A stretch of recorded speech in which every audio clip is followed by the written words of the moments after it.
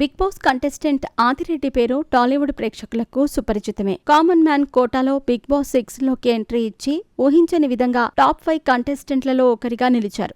ఈ షో ద్వారానే ఆదిరెడ్డి మంచి గుర్తింపు తెచ్చుకున్నారు. ఆ తర్వాత తన యూట్యూబ్ ఛానల్ ద్వారా వీడియోలు చేస్తున్నారు. అంతేకాకుండా బిగ్ బాస్ షోపై రివ్యూలు కూడా ఇచ్చారు. బిగ్ బాస్ షోపై రివ్యూలతో మరింత ఫేమ్ తెచ్చుకున్నాడు.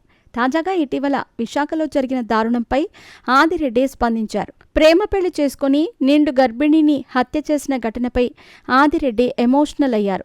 2 ప్రాణాలను ఎలా చంపేశావురా అంటూ సోషల్ మీడియా వేదికగా ప్రశ్నించారు.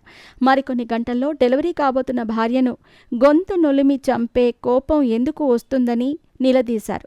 నిన్ను నమ్మి తన కుటుంబాన్ని వదిలేసి వస్తే ఇంత దారుణానికి ఒడిగట్టావంటే నువ్వెంత కసాయి నా కొడుకు అయ్యుండాలి అంటూ ఆదిరెడ్డి ఆవేదన వ్యక్తం చేశారు. అమ్మాయిలు ప్రేమించేటప్పుడు 1కి 100 సార్లు ఆలోచించండి ప్రేమలో ఉన్నప్పుడు. ఎందుకంటే అబ్బాయిలు నటించటం వారికి వెన్నతో పెట్టిన విద్య అని అన్నారు. అరేంజ్డ్ మ్యారేజ్ చేసే తల్లిదండ్రులు సైతం పొరపాట్లు చేస్తున్నారు. అబ్బాయి కాస్త ఎర్రగా ఉండి డబ్బులు ఆస్తి ఉంటే చాలని పెళ్లిళ్ళు చేసేస్తున్నారు. వాడి గుణమేంటో ఎవ్వరూ చూడట్లేదని అభిప్రాయం వ్యక్తం చేశారు. పెళ్లి చేసుకోబోయేవాడి సిబిల్ స్కోర్, వాడు మంచోడా కాదా, వాడి మిత్రులు బంధువులను అడిగి తెలుసుకోవాలి.